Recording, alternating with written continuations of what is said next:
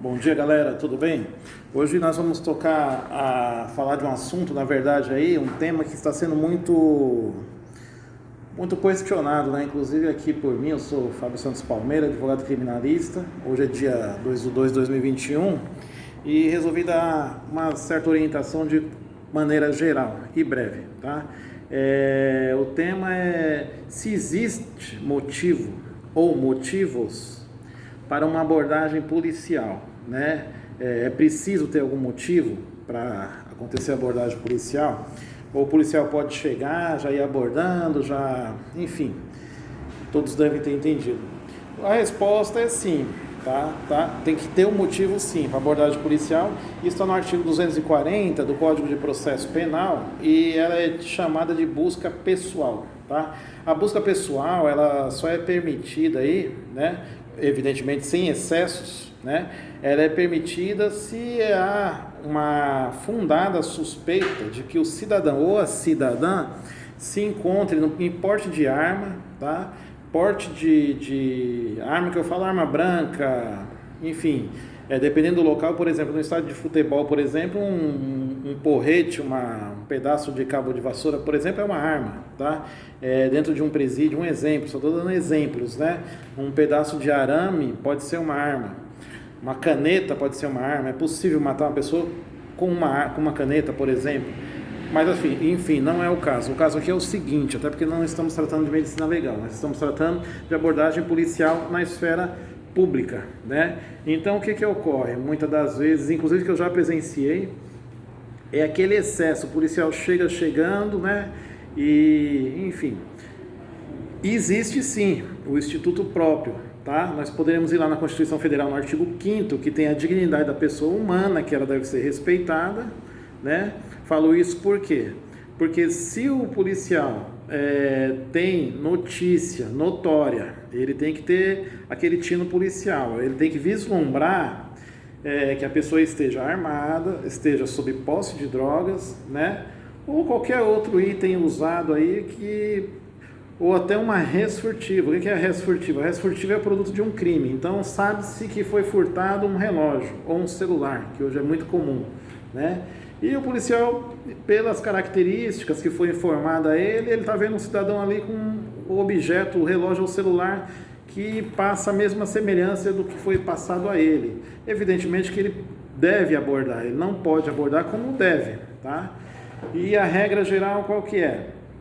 A título de conhecimento, o policial masculino faz a revista de homens e a policial feminino faz a revista de mulheres. E como é que faz com a galera LGBT?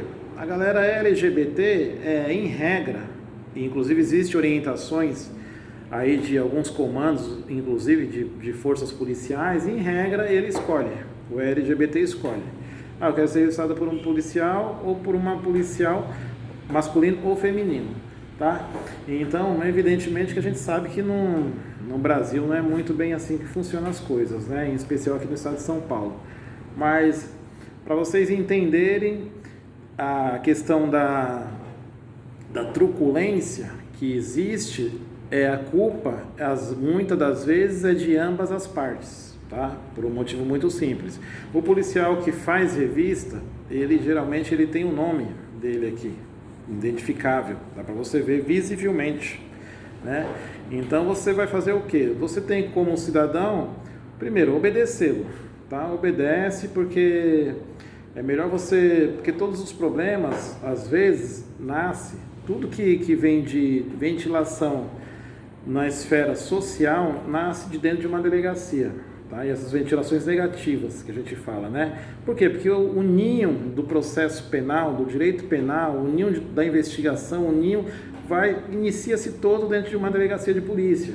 E quem que é o responsável por levar até o conhecimento da autoridade policial, que no caso é o delegado de polícia, os delegados, é o policial de rua, entendeu? Então o policial de rua vai lá, às vezes fazer uma abordagem, porque ele teve o justo motivo, e você entende que ele não teve, porque você não tem nada em cima. Só que aí você pode por decorrência de uma simples abordagem, você pode responder por um crime, que tem um crime de desacato, tem um crime de vários outros crimes, tá? Que daria para falar horas aqui. Então, melhor a ser feito, obedeça ao policial, os comandos dele, porque você não vai sair perdendo, se você não tem nada em cima, tá? De contrapartida, o dever do policial, a obrigação dele, assim que termina-se a abordagem, ele tem que falar o motivo, tá? Ó, nós estamos numa operação tal, a finalidade é tal, por esse motivo fizemos essa abordagem policial. Ah, mas o que fazer? Aí vem aquela pergunta, né, que foi motivo de alguns questionamentos aqui no meu escritório e com a minha pessoa. Ah, eu estava em tal situação, o policial chegou batendo, o policial chegou fazendo e acontecendo. Enfim, isso aí tem e deve de ser sopesado, tá? Você pega, coloca na balança se vale a pena ou não ir adiante. Só que para você ir adiante, com uma representação ou num órgão ministerial, que é o Ministério Público, que compete a ele, a ação penal, ou no âmbito administrativo, que aí são nos comandos de polícias, corregedorias de polícia civil, corregedorias de polícia militar e daí por diante, você vai ter que fazer o seguinte, você tem que procurar um colega advogado, tá? E entender uma coisa, tudo que você falar, você vai ter que provar, tá? Tudo que você falar, você vai ter que provar, incluindo que você tem que identificar o policial ou os policiais, aquela abordagem, tá? E você vai ter que ter pelo menos o horário, o local e qual foi o tipo de excesso que ali foi praticado, para que a injustiça não seja feita nem de um lado nem de outro, porque aí vai estar em comento aí duas discussões.